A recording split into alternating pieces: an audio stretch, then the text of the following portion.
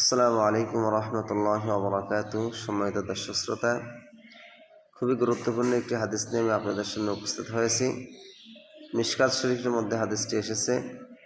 আর রাসূল সাল্লাল্লাহু আলাইহি ওয়াসাল্লাম বলেন, লা তাত্তাখিযুল কুবুর মাসাজিদা, তোমরা কবরকে সিজদা করো না।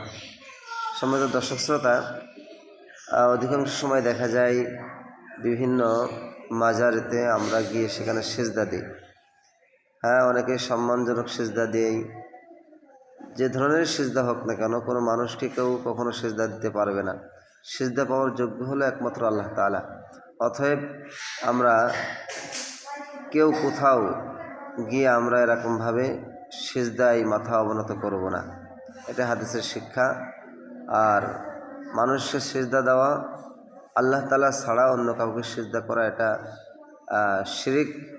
শিরিক মুক্ত জীবন আমাদেরকে গড়তে হবে। আল্লাহ